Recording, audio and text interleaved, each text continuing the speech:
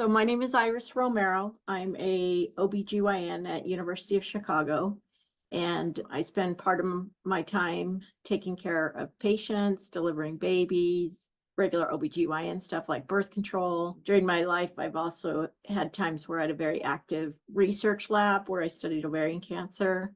I don't do that as much anymore, but the other thing I spend a lot of my time right now doing is administration. So that's the side of healthcare that is more sort of the business side of healthcare and making sure we have enough doctors and research buildings and infrastructure to support healthcare at University of Chicago. That's really cool. So what made you choose this specific career path? So when I was in high school, I knew that I liked healthcare and I liked science. I knew I didn't really like sort of like humanities. I hated English and reading, I don't know, Tale of Two Cities. And I liked history, but I couldn't really see what kind of job that would be. So in high school, I knew I wanted to work in healthcare and I was getting a certificate to be a nursing assistant. No one in my family had gone to college before, so my sort of like aspirational goal was maybe I could work as a nursing assistant in a hospital or in a nursing home.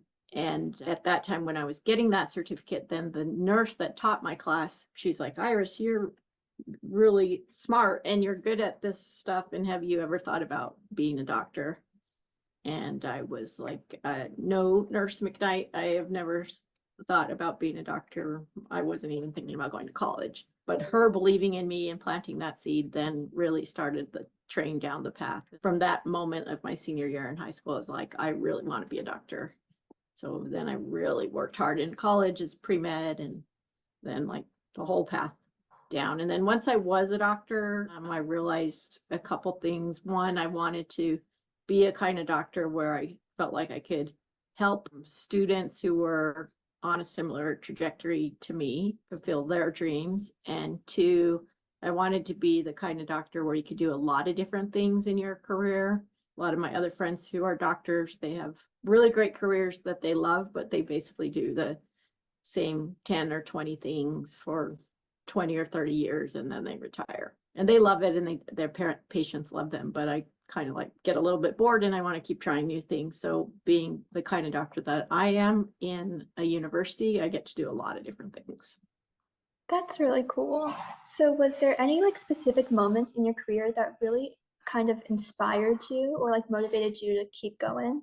Yeah, I think two. One, of course, Nurse McKnight, someone that I really, really thought was the grooviest chick. I was just like, oh my God, you're a real nurse and you're so smart and so you just know everything about medicine. And then her seeing in me that I could do something similar, that was a really important moment for me. And then once I started being more involved in healthcare, seeing patients who had similar experiences to me growing up. Like, for example, we didn't have health insurance when I was growing up. You know, if you got sick, you know, like that could be the difference between buying groceries or going to get a strep throat test. And so when I was more like actually in healthcare, taking care of patients that really have limited resources, either financially, language barriers, health insurance barriers, those sort of things also really motivate me to keep going because I felt like unless I finish this, I'm able in a position to give back to these communities as a doctor. Even when I'm like, I don't want to do this anymore. I just got to see on the general chemistry test in college or, oh my God, med school is like, 4 years and I'm going to be too far in debt. Like shifting back to like what I call the North Star and saying, why am I doing this? I'm doing this for kids who are like me so they can see people like them doing it. And I'm doing it for patients who came from neighborhoods like mine and families like mine so they can have people that take care of them. You have to have that North Star for whatever you're doing because sometimes it's just really, really hard and you just feel like, never mind, I don't want to do this anymore. Yeah, that sounds really inspiring. So I know you kind of mentioned Nurse McDiet. Were there Yeah. any other specific people or mentors that made a significant impact on you? Oh yeah, for sure. I feel like in my life story, there were two kinds of people. There were people who pushed me forward and were like the wind behind my back, helping me. And then there were people that were really like the wind in front of my face pushing me back. So I'll tell you about both, because I think we sometimes mainly concentrate on the people who helped us along the way, but it's important to acknowledge as a high school student and a college student that sometimes people are, for all the complicated reasons in life, not there to help you, and you have to prevail even though they're there. So first I'll start with the people that helped me. Nurse McKnight in high school, because I wasn't even going to go to college, and she told me I could, and no one else had ever said that to me. To in college was really hard for me, and I didn't understand entirely like why college was so hard for me, and it looked like it was so much easier for other people. But now I realize like the high school I went to wasn't really preparing us to go to college. Too, there's a lot of like unwritten rules of college and life in general that if your parents had gone to college or you spent more time in those environments, it wouldn't feel so foreign. But in college, I had a couple people who really held me up. One was like a dean of students who would let me come talk to him, advise me like I need to get into the summer program to take the MCAT, which is the test you go to medical school. And it was a summer program in New Orleans that helped you get ready for that test. And when I first applied, they didn't accept me. And then Dr. Coleman, like I'm literally sitting in his office and he's like, show me the rejection letter. And he like picks up his phone and calls the person in charge of the thing. And he's like, yeah, you guys got this totally wrong. She's going to be an amazing doctor and you really need to reconsider this. I'm just like using his sort of capital, as they call it, to help me. And they let me in. And, obviously I got into medical school. So Dr. Coleman, and then I had like a calculus teacher. Calculus was really hard for me. And the thing with pre-med is like you have to have a really good GPA to get into medical school. So even if you like get a C in calculus, that could like really be the difference between going to medical school or not. And I was just really bad at calculus. But this professor, he would just let me come to office hours over and over again and teach me over and over again how to do the problem. I remember even once like him and his wife had me over for dinner and he helped me like get through a homework set. And I think in the end, like he probably really made the difference between me getting a B and a C. And so there were like a handful of people along the way who really invested in me and helped me along, realizing like potentially there wasn't the other resources in my life. Like I couldn't just go ask my dad to help me with my calculus homework. He owned an auto body shop. He could help me like paint my car, but not do calculus homework. And then the other version of people that young people encounter are people who have a preconceived notion of what you should be and what you have the capacity to be. And I had that both in high school. I don't think they do this to you guys anymore, but when I was in high school, you took a test and then it told you what you should be when you grow up based on how you answered these questions on a test. And that test said that I should be a librarian or a clergy person, like, I don't know, a priest or a pastor or something. And so then like the high school counselors sort of locked into that. And they're like, you don't have to worry about going to college. This test says you should be these things. Or when I took the ACT, I didn't do that well in high school on the first time I took the ACT. I'm like, should I try again? And they're like, no, you shouldn't try again. That's just a reflection of how smart you are. This is a national test. It's just saying your capacity and how smart you are. And so you don't need to try again. This just means that you either shouldn't be thinking about going to college, or you should go maybe to a community college. And then the same thing happened in college with the pre-med office. They were like, we don't really think you're doctor material. You should have a plan B. Maybe you could be like a high school biology teacher or something like that. And so that happened a whole bunch of times in my life, and even still happens to me today as an old person, where people have decided what certain people can be. If someone's giving me feedback that I can use, I take it.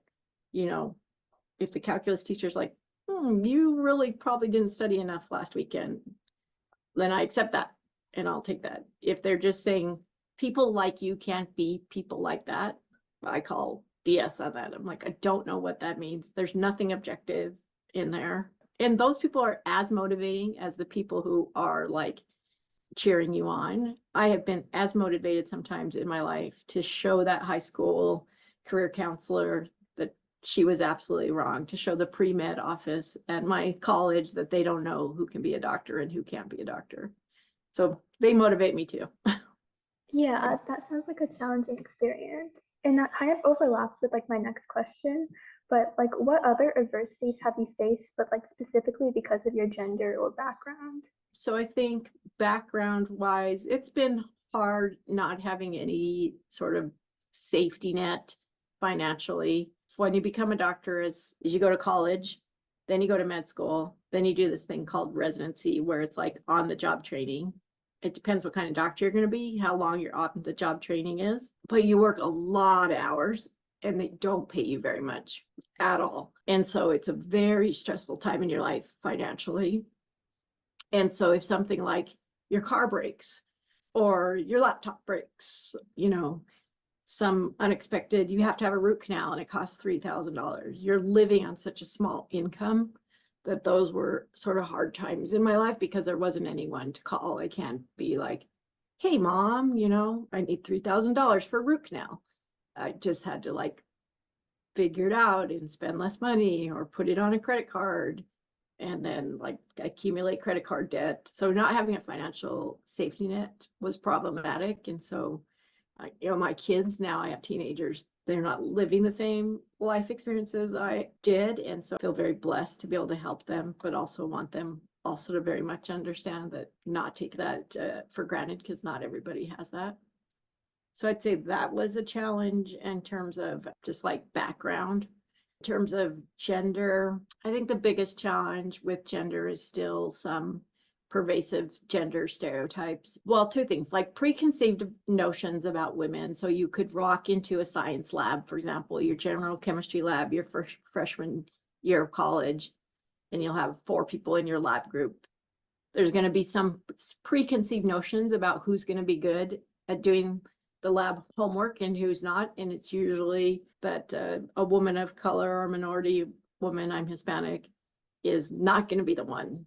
So you're already starting with like, again, those preconceived notions of who you are. And so you have to work twice as hard to prove them wrong. At the same time, you kind of feel that way yourself too. Like, I'm probably not going to be that good at this lab because we have this imposter syndrome. So it's sort of this vicious circle of your own sort of self-esteem that's reinforced by what people think of you based on your gender or race. And the other thing about being a woman now, like on this stage of my career, is these kind of preconceived notions about how women should act in terms of like we should be nice and we should smile. And if a man acts a certain way, he's a strong leader and he's so decisive. And if a woman acts a similar way, then she's difficult to work with, she's cold, and she has sharp elbows. So there's still very much a double standard for which behaviors are valued in men and penalized in women. Yeah. So that also like kind of goes with my next question, but what do you perceive to be the largest barrier or obstacle to like female leadership or just girls becoming leaders? There's 2 things. One, I think you do still have to work a little bit harder to sort of overcome people's implicit bias to give you a chance. It's sort of a secret power though, because I found in my life that people have such low expectations of my capacity that when they do give me a chance, it's very easy to impress the hell out of them because they expected so little to begin with. So I feel like once the door is open, if you're like a strong, committed woman who is like dedicated to doing the best job possible, once you get on the other side of the door, I feel like there's a lot less sort of headwinds. But the reverse of that coin is I think also having women understand that at some point it can just be good enough. Like I feel like women also, and sometimes minority women, feel like you always have to be striving for more. Like I'm going to go get into college, then I'm going to get into med school, then I'm going to be the boss of this, the boss of that, the boss of that. It's also okay to just say, hey, I want to be a really good OBGYN, and that's going to be fulfilling for my life. Hey, I want to be a great biology teacher. Like it's okay to also stop striving at some point. Not for you guys, because you have your whole life ahead of you. You have to strive right now. But at some point, I think there's a narrative that's sort of imposed upon some women that you need to always be trying to get to the next stage, which can become sort of really debilitating after you're already like 50 years old and you still are trying to get to something else. It's okay to just be like, I did it, and now I'm going to keep doing it and enjoy it. Yeah. So why do you think that diversity in a workplace is important, and in particular, gender diversity? Yeah, I think that diversity and gender diversity, especially in a workplace, is really important because in things like healthcare and science, we have really complicated problems to solve. And you really cannot solve complicated problems without innovation. And you cannot get innovation if everybody's looking at the problem from the same sort of perch. And our live life experiences are what give us sort of that nuanced understanding of what's contributing to a problem and therefore what could be a solution. So if everybody is from the exact same all white men trying to solve really complex problems like healthcare in the United States, scientific discovery, just the progress in general for our whole sort of community is going to be slower than getting a lot of different perspectives on the problem, from women to minorities to gay people, transgender people, poor people, rich people.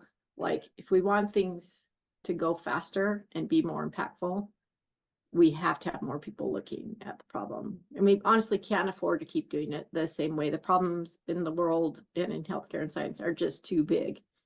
Global warming, the pandemic, we can't tolerate going as slow as we've had the luxury of going in generations previous to me, like your generation. The problems are going to be even bigger and more urgent. And so we have to have more diverse perspectives. Yeah, so really just diversity gives you a lot of different perspectives, which helps you like accelerate the speed at which you solve a problem. 100%. So how has your ability to like respond to comments undermining your abilities like changed as you've gotten more experience? Yeah, so it's a sort of ironic tell in that as you get more experience, you get less comments that undermine your capacity.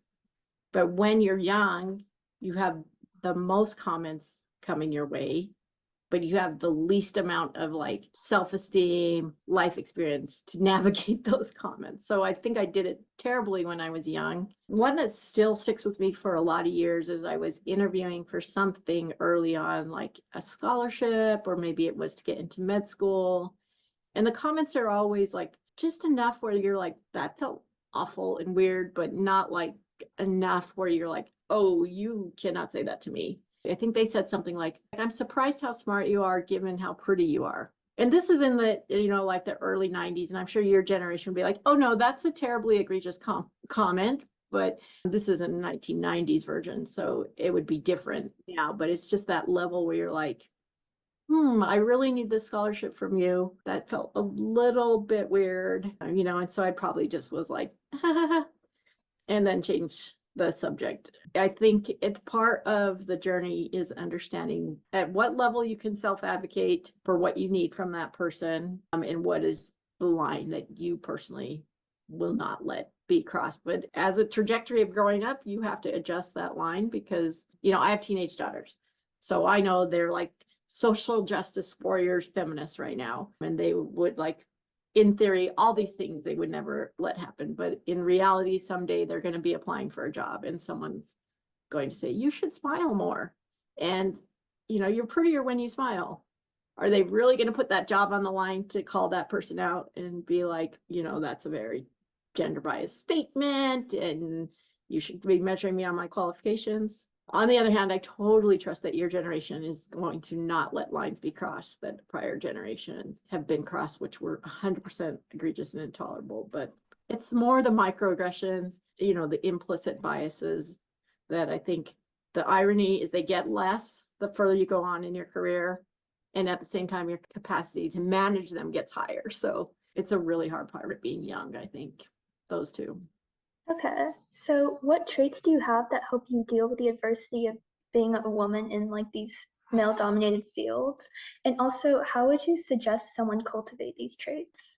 Yeah, so one, I don't try to act like a man. And so I have a lot of imposter syndrome, but one of the things I won't do is sort of overcome my imposter syndrome by trying to mimic what behavior that I see other people do. And the reason I don't do that is because it just takes a lot of energy to do this code switching. I spent so much of my life trying to just come out as gay and live in my skin as a Latina and a woman, that took all my energy, and I don't have any left to sort of pretend I'm something that I'm not. Two, I always try to be really authentic and lead from like kindness. It's just my personality, so it's not really that hard for me to do, but it's pretty inefficient. A lot of people be like, it's so much faster if you're a boss lady to just go tell everybody what to do, and then you won't have to spend all this energy trying to get people to agree with what you want to do and be your friend and like you. And I agree, it takes a lot of energy, and it seems like it takes longer sometimes to be kind and authentic and try to make it a win-win situation for everyone, but it lasts longer. So it's better to spend the energy up front, and then whatever project you're working on, because you were very careful to tending to it up front, it will last. Where if you just bulldoze your way through and force everybody to follow you, then like in 6 months or a year, they'll either quit or they'll sabotage you from the inside and it won't work anyway. So those are sort of my two like leadership tidbits. Okay. And then just for our final question, what's some advice that you would give to other women who want to enter your career field? Yeah, I would say definitely do it. Science and medicine, all of STEM is incredibly gratifying for two reasons. One, it's a field that's always intellectually satisfying because STEM changes really fast. In 1990, when I was a college student, like that's in the history books of science now, because the fields change so fast. So you'll always be learning and contributing to something more, and in terms of like fundamental knowledge, but also it's one of the fields that I think you can almost grab in your hand what you're giving back to society or community. I know I'm biased, like my best friend is like a history professor, but I'm always like, what can you walk away with and say at the end of this year, like I had this impact in a community or on a person. So at the level of impact is like you can actually almost hold it in your hand, and that's what keeps you sustained through your career. Things I would say not to be afraid of is feeling like you're not smart enough, because guess what? The secret is that nobody is smart enough, and the other people are just better at thinking they're smart enough, but they're not smarter. Two, I would not be afraid of how long it takes, because what I tell people now is like, your life's going to pass no matter what you're doing. You might as well do something that you're really, really excited about and feel like is giving back in a way that aligns with what's important to you.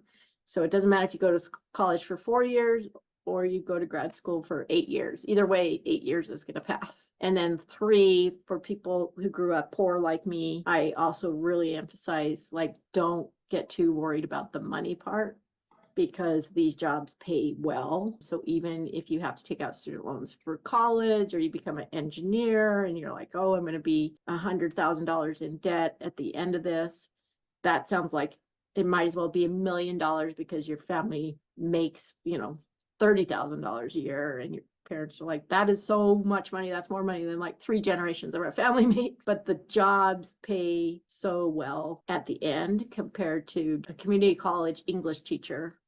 Like the amount of money that person can make is so much less than someone in STEM. And then there's loan repayments. Like I was very, very in debt when I came out of medical school, but I was able to get a loan repayment as part of the work that I was doing when I first became a doctor. And that paid off almost all of my loans. So don't be afraid of money. Don't be afraid of the time, and never think that you're not smart enough, because you are. Okay. And that's like all the questions that I have for today. Thank you so much for meeting with us. You're welcome. Good luck, everybody.